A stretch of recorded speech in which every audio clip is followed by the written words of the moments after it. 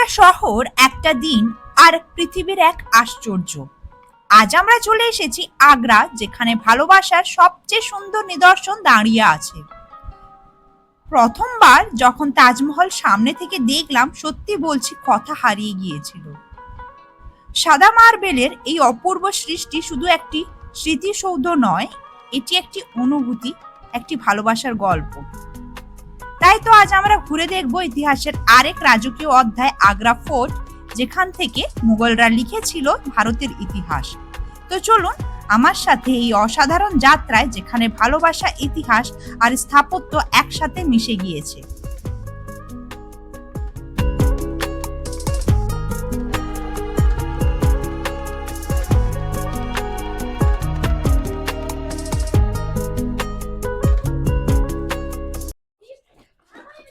নমস্কার বন্ধুরা, আবারও একটি নতুন সকালে আপনাদেরকে স্বাগত জানাই।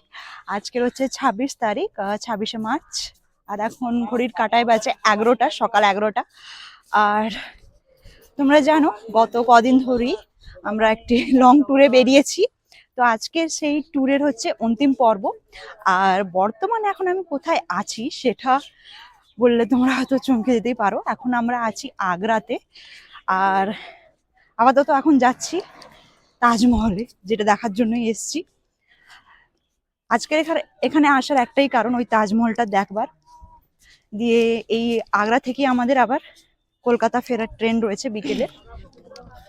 দিল্লিতে পৌঁছে গেছিলাম ওই ভোর ভোর। তারপরে ওখান থেকে আবার ট্রেন করে আবার এখানে এলাম দিল্লি নিজামুদ্দিন থেকে আবার আজকে সকালেই ট্রেন থেকে এখানেই এলাম আগ্রা ফোর্ট ক্যান্টে।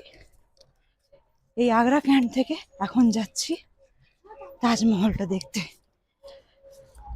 তো আপাতত এখন আমরা নিজেদের লাগেজপত্র সবকিছুই এই তাজমহলের ভেতরে ঢুকেই আমাদেরকে লকার রুম দেখানো হয়েছিল, ওই লকার রুমেই রেখেছি সমস্ত লাগেজ। আর এখানে ঢোকার আগে আমি টিকিটটা অনলাইনে কেটে নিয়েছিলাম। তো আপাতত খুঁজছি যে টিকিট কাউন্টারটা কোথায়, যেখানে টিকিট দেখাতে হবে বা কিছু। আমাদের যাত্রাটি শুরু হয়েছিল দিল্লি থেকে। হজরত নিজামুদ্দিন স্টেশন থেকে সমতা এক্সপ্রেস 12808 করে আমরা আগ্রা ক্যান্টে ওই সকাল 9টা, 9:30 নাগাদ এসে পৌঁছাই। স্টেশনে নেমে একটু ফ্রেশ হয়ে গিয়ে তারপরে লোকাল ই রিক্সা করে আমরা সোজা রওনা দিলাম তাজমহলের দিকে। প্রায় 10টার মধ্যে আমরা তাজমহলের কাছে পৌঁছে যাই। আমরা তাজমহলের বাইরে থেকে একটি লোকাল শপ থেকে সকালের ব্রেকফাস্টটা সেরে নিই, কারণ ভেতরে কোনো রকম খাবার নিয়ে ভেতরে ঢোকা অ্যালাউড নেই। এরপরে আমরা ক্লক রুমে আমাদের লাগেজপত্র সব রেখে দিই, বিশেষ করে বড় বড় লাগেজ। তাই প্রথমেই আমরা ক্লক রুমে যাই। লাগেজ জমা দেওয়ার পর এরপরে আমরা এন্ট্রি যেখানে হয় ওখানে যাই। কিছুই না, একটু এন্ট্রি যেখানে হয় ওইখানে সমস্ত কিছু চেকিং হয়। এখানে একটু সিকিউরিটি টাইট রয়েছে, সমস্ত কিছু এখানে চেক করা হয়। লেডিস আর জেন্টসদের আলাদা আলাদা করে চেক হয় পুরোটাই।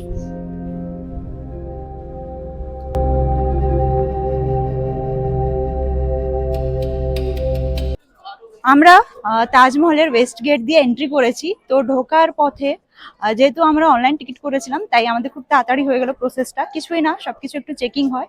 সাথে যদি এরকম লেডিস হ্যান্ডব্যাগ থাকে ছোট, সেটা খুলে দেখাতে হয়। খাবারের কোনো জিনিস আনা যায় না, এমনকি টফি, লজেন্স, চকলেট কিছুই নয়।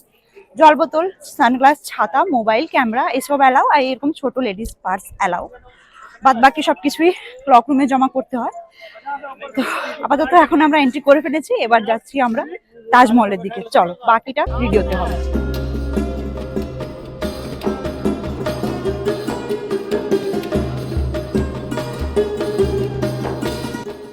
এখানে একটু এন্ট্রি টিকিট প্রাইসটা বলে রাখি। আমি যেহেতু অনলাইন থেকে কেটেছি, তো তাই আমাদের পার পারসন ভাড়া পড়েছিল 50 টাকা জন প্রতি পিছু।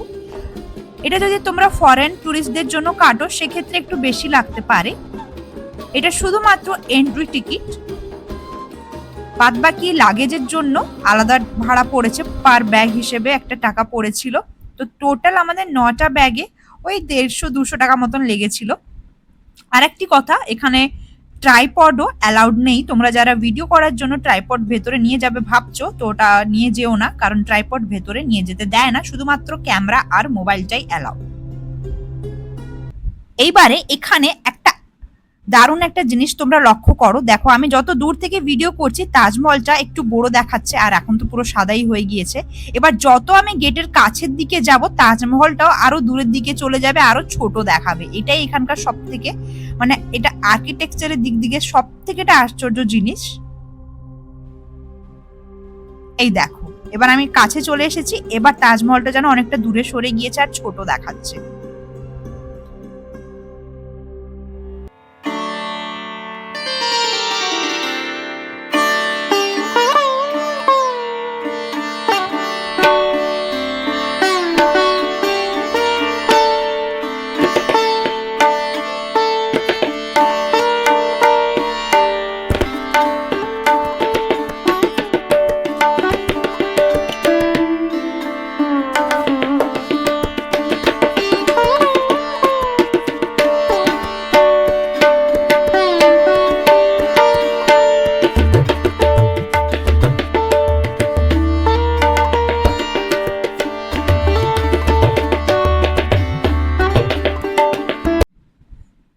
গেট দিয়ে ঢুকেই প্রথমবার যখন এই তাজমহলকে দেখলাম, সত্যি বলছি সেই অনুভূতিটা না বলে বোঝানো যাবে না।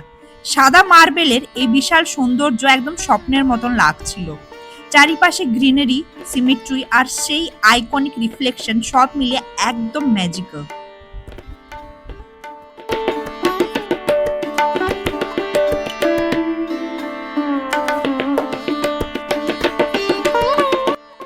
এই তাজমহলের স্থাপত্য শৈলী শুধু ভারতেরই নয়, বিশ্বের অন্যতম শ্রেষ্ঠ নিদর্শন।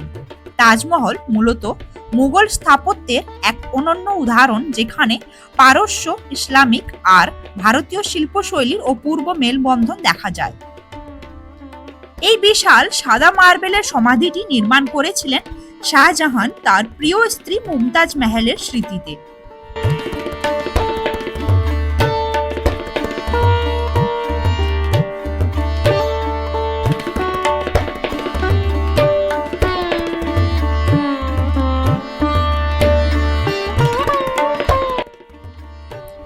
এই তাজমহলের মূল আকর্ষণ হলো এর বিশাল গম্বুজ, যা পেঁয়াজ আকৃতির গম্বুজ নামেও পরিচিত। এর উচ্চতা প্রায় ৭৩ মিটার, যা পুরো স্থাপনাটিকে রাজকীয় মহিমা দেয়। গম্বুজের চারিপাশে ছোট ছোট গম্বুজ রয়েছে, যা পুরো স্থাপত্যকে আরো সুন্দর ও সুষম করে তোলে। তাজমহলের সামনে রয়েছে একটি সুন্দর চারবাগ উদ্যান, যেখানে জলাধার এবং প্রতিফলন পুকুর পুরো স্থাপনাটির সৌন্দর্যকে দ্বিগুণ করে তোলে। এই প্রতিফলনে তাজমহলকে আরো স্বপ্নময় লাগে।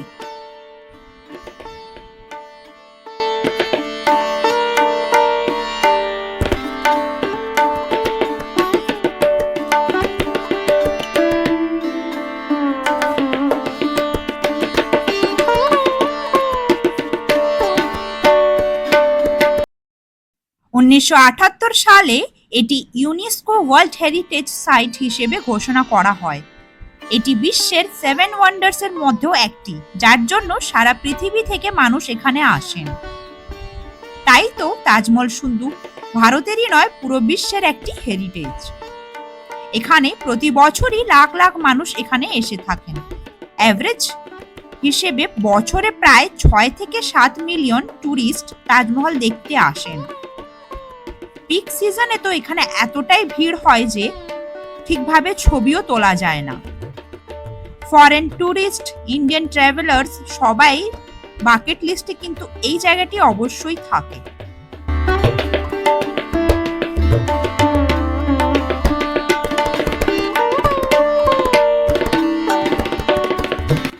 এবার আমরা তাজমহলের ভেতরে যাব। ভেতরে যাওয়ার জন্য কিন্তু আলাদা করে টিকিট কাটতে হয়। এটি এখানে এসে কাটতে হলো আমাদেরকে। আমরা এটা অনলাইনে পাইনি, যদি তোমরা পেয়ে থাকো তো আমাকে অতি অবশ্যই জানিও। আমরা এখানে 200 টাকা জনপ্রতি পিছু করে টিকিট কাটলাম আবারও ভেতরে প্রবেশ করার জন্য। সাথে এইভাবে শু কভার দিয়েছে, এই শু কভারগুলি পরে এখন ভেতরে যেতে হবে। তোমরা যদি এই সব কাপড়ের শু কভার না ব্যবহার করতে চাও, কারণ এগুলো তো রিইউজেবল আর এগুলো পরিষ্কারও হয় না, দেখেই বোঝা যাচ্ছে, তো তোমরা বাইরে থেকে ঢোকার আগেই যেগুলা use and throw shoe cover হয় সেগুলা কিনে ঢুকতে পারো। আমাদের জানা ছিল না, তাই তোমাদের এটা জানিয়ে দিলাম।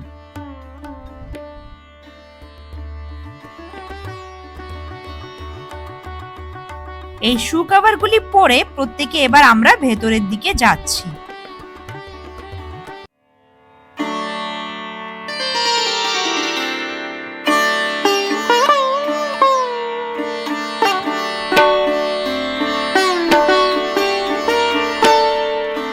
তাজমহলের ভেতরটা ততটাই সুন্দর যতটা বাইরে থেকে দেখতে সুন্দর। তাজমহলের মার্বেলের গায়ে সূক্ষ্ম কারুকাজ রয়েছে, পাথরের ইনলে কাজ বিশেষভাবে উল্লেখযোগ্য। বিভিন্ন রঙের পাথর দিয়ে ফুল, লতা পাতার নকশা তৈরি করা হয়েছে, যাকে বলা হয় পিয়েত্রাদুরা শিল্প। এছাড়াও কুরআনের আয়াত দিয়ে তৈরি ক্যালিগ্রাফি পুরো দেয়াল জুড়ে লেখা রয়েছে।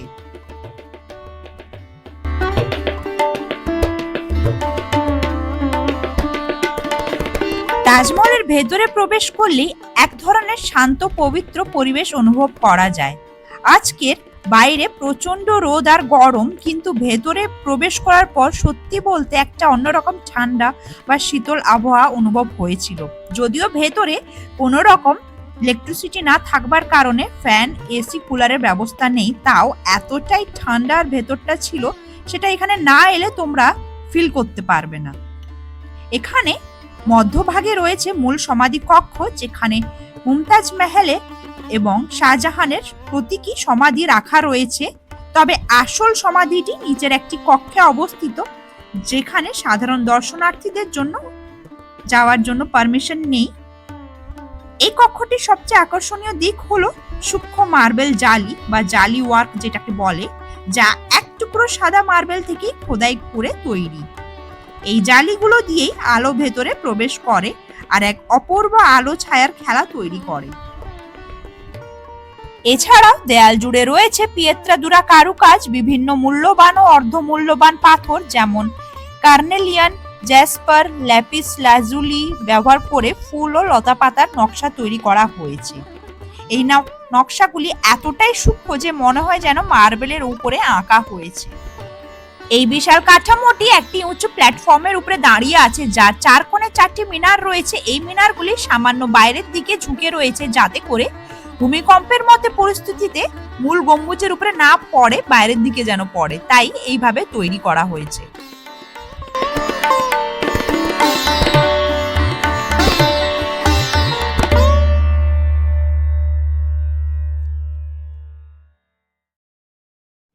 সব মিলিয়ে বলা যেতেই পারে যে তাজমহলের ইন্টেরিয়র বা এক্সটেরিয়র ডিজাইন শুধু কারুকাজ নয়, এটি এক নিখুঁত শিল্পকর্ম, যেখানে আলো, ছায়া, শব্দ এবং অনুভূতির এক অপূর্ব সমন্বয় দেখা যায়।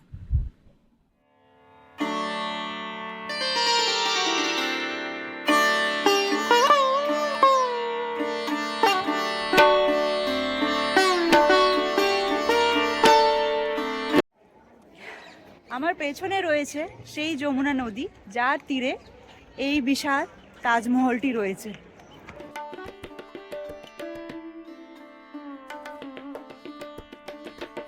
এবার আসি কিছু গুরুত্বপূর্ণ বিষয়ের দিকে। পলিউশনের কারণে এই তাজমহলটির সাদা রংটি আস্তে আস্তে হলদে হয়ে যাচ্ছে। এই কারণে সরকার অনেক কিছু স্টেপস নিয়েছেন, যেমন nearby vehicles restriction, pollution control, cleaning process etcetera. তবে আমাদের নাগরিক হিসেবে দায়িত্ব নিয়ে এই হেরিটেজকে প্রোটেক্ট করা উচিত, ক্লিন রাখা উচিত, রুলসগুলি ফলো করা উচিত। তোমরা দেখতেই পাচ্ছ পুরো দেয়াল জুড়ে এখানে সবাই নিজের নিজের নাম খোদাই করে গেছে, যেটি একদমই করা উচিত নয়। এটা আমার তোমাদের সবার কাছে একটা রিকোয়েস্ট যে প্লিজ এই জিনিসটা এখানে এসে করো না। এখানে এসে ছবি তোলো, ভিডিও করো, ঠিক আছে, তবে এই খোদাই করা বা এই সব জিনিসগুলো প্লিজ প্লিজ করো না তোমরা।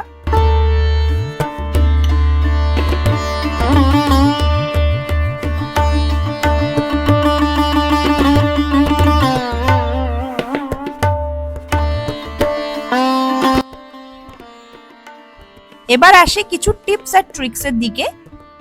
এখানে আসবার সব থেকে বেস্ট টাইমটি হলো আর্লি মর্নিং। যত সকালে তাড়াতাড়ি আসতে পারবে তত ভালোভাবে এখানে ঘুরে ছবি তুলে যেতে পারবে।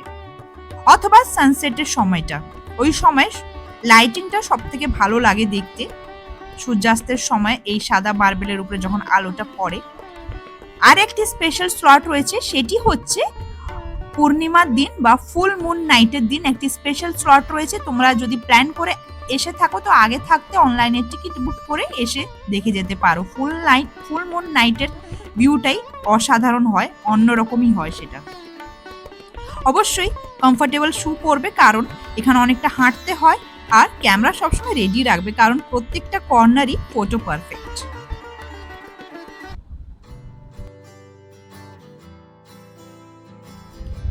তাজমহল ঘোরা শেষ করে আমরা আবার বেরিয়ে পড়লাম আগ্রার লোকাল মার্কেটের দিকে। আমরা তাজমহল থেকে বেরিয়ে একটি ই রিক্সা করে এখন যাচ্ছি লোকাল মার্কেটটা একটু ঘুরে দেখবার জন্য, কারণ এখানে এসে আগ্রায় এসে যদি এখানকার ফেমাস পেঠা না খেয়ে যাই তাহলে তো ট্রিপটাই অসম্পূর্ণই থেকে যেত। তাই তো আমরা একটি মিষ্টির দোকানে এলাম, আর এখানকার বিভিন্ন রকম এখানে পেঠা দেখলাম, প্লেন পেঠা, কেসর পেঠা, আঙ্গুরি পেঠা, চকলেট ফ্লেভার, আর না জানি কি কি ফ্লেভার, নানান ধরনের ফ্লেভারের এখানে পেঠা দেখে তো একদম জিভ থেকে জল এসে যাওয়ার মতন অবস্থা হয়ে গিয়েছিল আমাদের। তো এখান থেকে কিছু পেঠা আমরা কিনে নিলাম।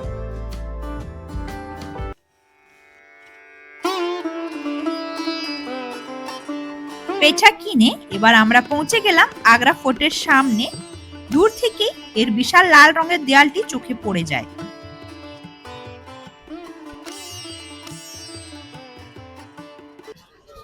আগ্রার তাজমহল দেখার পর, এখানকার আগ্রার ফেমাস পেঠা কেনার পর এখন আমরা যাচ্ছি আগ্রা ফোর্ট দেখতে।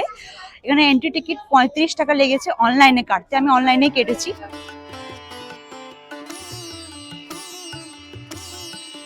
প্রথম দেখাতেই বোঝা যায় এই জায়গাটা কতটা গ্র্যান্ড। লাল বেলে পাথরের তৈরি এই দুর্গটা একদম রাজকীয় আর শক্তিশালী।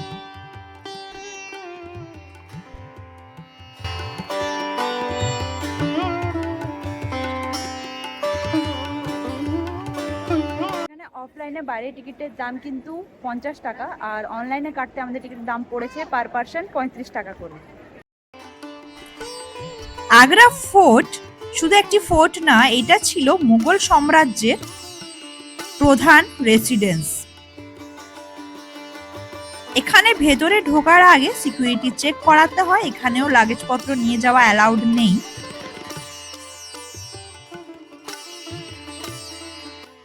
ভেতরে ঢোকার সময় আমি শুধু কল্পনা করছিলাম যে এই গেট দিয়ে, এই পথ দিয়েই এক সময় সম্রাট আর তার সেনারা প্রবেশ করতেন।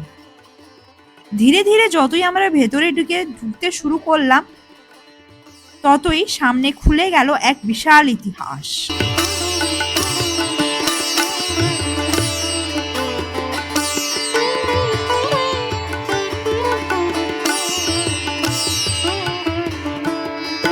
এই আগ্রা ফোর্টের ইতিহাস শুরু হয় 1600 শতকে। এটি তৈরি করেছিলেন মুঘল সম্রাট আকবর প্রায় ওই 1565 সালের দিকে। পরে শাহজাহান এই ফোর্টকে আরো সুন্দর করে তোলেন, হোয়াইট মার্বেল দিয়ে অনেক স্ট্রাকচার অ্যাড করেন।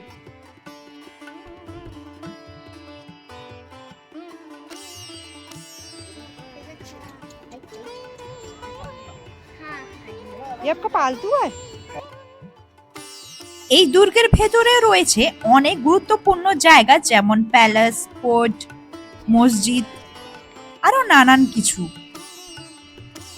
এখান থেকে মুঘলরা পুরো ভারতকে শাসন করত।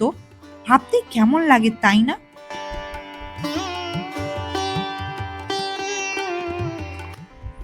এই আগ্রার কেল্লা শুধু একটি কেল্লাই নয়, এটি ভারতের ইতিহাসের এক গুরুত্বপূর্ণ অংশ। এখানে হয়েছে অসংখ্য পলিটিক্যাল ডিসিশন, রয়্যাল মিটিংস, যুদ্ধের পরিকল্পনা ইত্যাদি।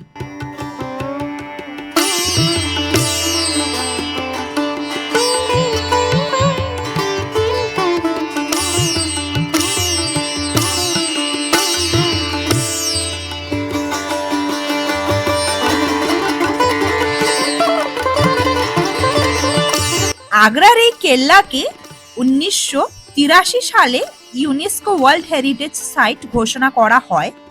আর এই জায়গাটা মুঘল পাওয়ার, কালচার আর আর্কিটেকচারের এক অসাধারণ কিন্তু উদাহরণ।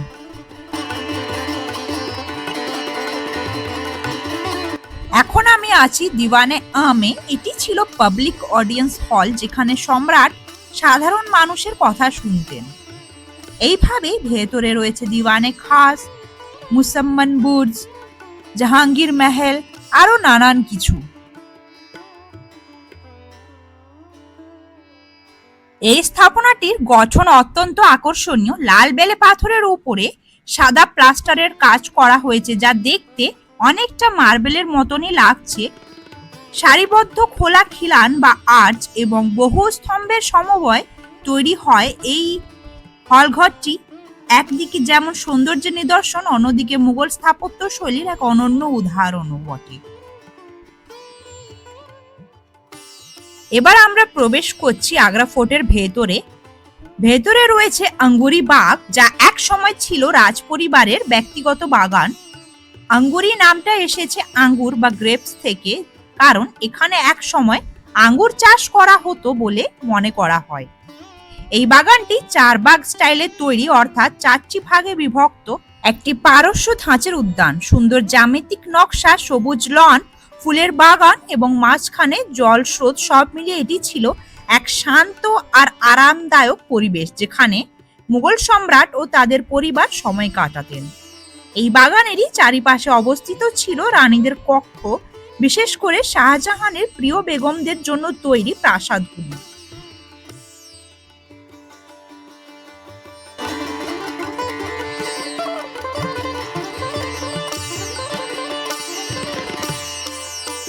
দারুণ জিনিস দেখাচ্ছি, দেখো এই হচ্ছে আঙ্গুর গাছ, আর আঙ্গুর গাছে এই যে আঙ্গুর ফল। এবারে আমরা যাব আরো একটু ভেতরের দিকে, যেখানে রয়েছে শীষ মহল। এটি শাহজাহানই বানিয়েছিলেন। এটি 1700 শতকে এই শীষ মহলটি নির্মিত হয়। মূলত এটি ছিল সম্রাটের ব্যক্তিগত বিশ্রামাগার বা হারেমের অংশ, যেখানে রাজপরিবারের মহিলারা সময় কাটাতেন। এই মহলে সবচেয়ে আকর্ষণীয় দিক হলো এর দেয়াল জুড়ে আর ছাদ জুড়ে বসানো ছিল ছোট্ট ছোট্ট কাঁচ বা আয়নার টুকরো, যেখানে আলো পড়লে এমন ঝলমল করে উঠতো যেন হাজারো তারার আলো একসাথে জ্বলে উঠেছে।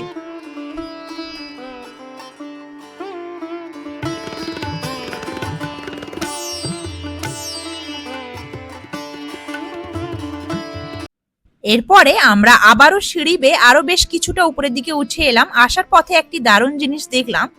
এটি হচ্ছে গুপ্ত পথ বা গোপন পথ, যেখান থেকে কোনো আক্রমণের সময় সম্রাট এখান থেকে পালাতে পারেন, সেই ব্যবস্থা করা ছিল। এই এত বড় কেল্লার ভিতরে কতই না ইতিহাস লুকিয়ে আছে।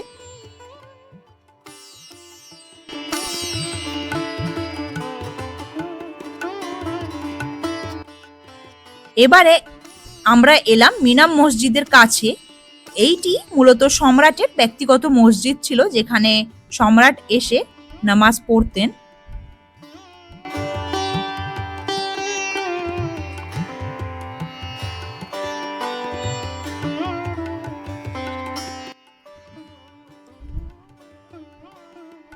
এটি হচ্ছে মূলত দিবানে খাস, আর এই দিবানে খাসের সামনে থেকে ওই দূরে দেখা যাচ্ছে তাজমহলটি।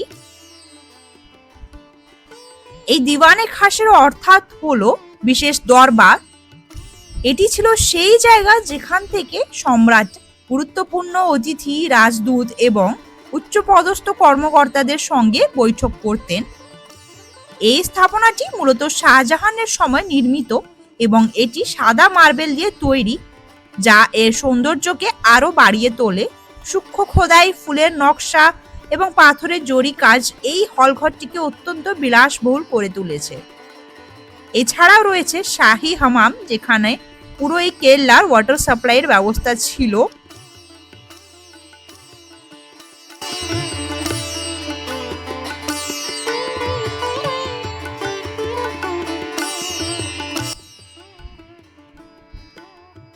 এইভাবে এই পুরো কেল্লাটি জুড়ে এরকম অসংখ্য দরজা রয়েছে, যেগুলি প্রত্যেকটাতে তালা দেওয়া। জানি না ভেতরে কি আছে বা কিসের জন্য বন্ধ করা, তবে এখানে সাধারণ দর্শনার্থীদের যাওয়া নিষেধ রয়েছে।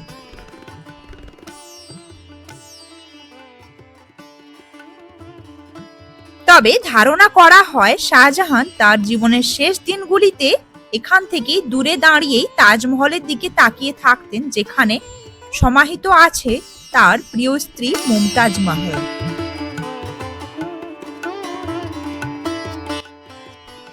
আরেকটি দারুণ জিনিস চোখে পড়ল, এই ঠিক দিওয়ানে আমের বাইরেই রয়েছে জন রাসেল কলভিন্সের গ্রেভ বা কবর। 1857 সালের ইন্ডিয়ান রেভলিউশন অফ 1857 এর সময় জন রাসেল কলভিন ছিলেন নর্থ ওয়েস্টার্ন প্রভিন্সের লেফটেন্যান্ট গভর্নর। সেই সময়ের অস্থিরতা ও চাপের মধ্যে তিনি অসুস্থ হয়ে পড়েন এবং শেষমেশ আগ্রাতেই মৃত্যুবরণ করেন।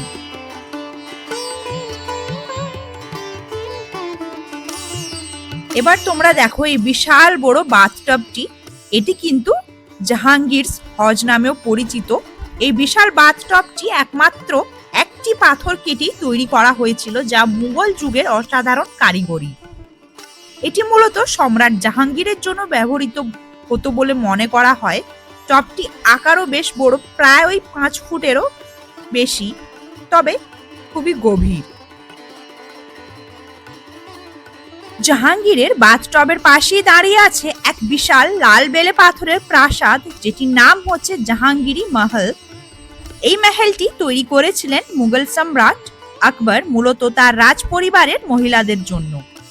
পরবর্তীতে এটি সম্রাট জাহাঙ্গীরের ব্যবহারের জন্য পরিচিত হয়, তাই এর নাম জাহাঙ্গীরি মহল হয়।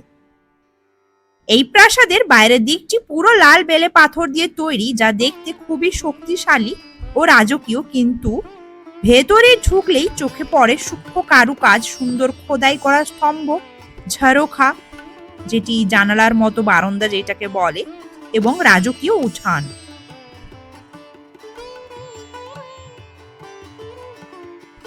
মহলের ভেতরে রয়েছে একটি বড় আঙিনা, চারিপাশে কক্ষ ও করিডোর। এখানে রাজ পরিবারের মহিলারা বসবাস করতেন এবং সময় কাটাতেন। এছাড়া ভেতরে পানির ব্যবস্থা, ঠান্ডা রাখার জন্য বিশেষ স্থাপত্য কৌশল এবং পারস্য ও হিন্দু স্থাপত্য শৈলীর মিশ্রণ দেখা যায়। এই প্রাসাদটি আগ্রা ফোর্টের সবচেয়ে বড় এবং সংরক্ষিত অংশগুলির মধ্যে একটি। লাল বেলে পাথর দিয়ে তৈরি এই মহলটির খোদাই করা ফুলের নকশা, জালির কাজ, বিশাল খিলানগুলি বিশেষভাবে এখানে নজর কাড়ে। এখন আসা যাক সেই বিশেষ জায়গাটি যেখান থেকে তাজমহল দেখা যেতে পারে। এই জাহাঙ্গীরি মহলের আশেপাশের উঁচু বারান্দা ও খোলা প্রাঙ্গণ থেকে দূরে যমুনা নদীর ওপারে তাজমহলের একটি সুন্দর দৃশ্য ধরা পড়ে। যদিও বর্তমান সময় আগ্রা ফোর্টের মুসাম্মান বুর্জ বা খাস মহল অঞ্চল থেকে তাজমহল সবচেয়ে বেশি পরিষ্কার দেখা যায়, তবে এখান থেকেও ভালোই দেখা যাচ্ছে। ভাবতেই কিরকম অবাক লাগে না, এই যে আমি এখন এখানে দাঁড়িয়ে আছি জাহাঙ্গীর মহলে। এক সময় এই প্রাসাদের বারান্দা থেকেই মুঘল রাজারা যমুনার ওপারে তাকিয়ে তাজমহলের সৌন্দর্য উপভোগ করতেন। যদিও আজ সবচেয়ে পরিষ্কার ভিউ পাওয়া যায় মুসাম্মান বুর্জ থেকে, তবুও এই জায়গাটির প্রতিটি ইট ইতিহাসের সাক্ষী বলতে পারে। আজকের এই আগ্রা ফোর্ট ভ্রমণ আমাদের ইতিহাসকে একদম কাছ থেকে দেখার সুযোগ করে দিল। সত্যি এই জায়গাটা শুধু ইট পাথর নয়, এটি একটি জীবন্ত ইতিহাস। আজকের মতন এই ব্লগটি এখানেই শেষ করছি। বর্তমানে এখানে আমি দাঁড়িয়ে রয়েছি আগ্রা ফোর্ট স্টেশনে, আর এখান থেকে আমাদের শিয়ালদা যাওয়ার ট্রেনটি রয়েছে আজমের শিয়ালদা সুপারফাস্ট এক্সপ্রেস 12988। এই ট্রেনটি এখানে 6:40-এ বিকেল 6:40-এ আসার কথা ছিল, কিন্তু এখনো পর্যন্ত আসেনি। ট্রেনটি লেট রয়েছে 28 মিনিট। তো যাই হোক, আমরা ট্রেনটি আসার জন্য অপেক্ষা করছি। তো আজকের মতন এই পুরো যাত্রাটি এখানেই শেষ করছি। ভালো লেগে থাকে একটি লাইক করে দিও, শেয়ার করে দিও, বেশি বেশি করে সাবস্ক্রাইব করে পাশে থেকো। যদি কোনো কোয়েরিজ থেকে থাকে তাহলে কমেন্ট বক্স তো খোলাই রয়েছে। আজকের মতন আসি, টাটা।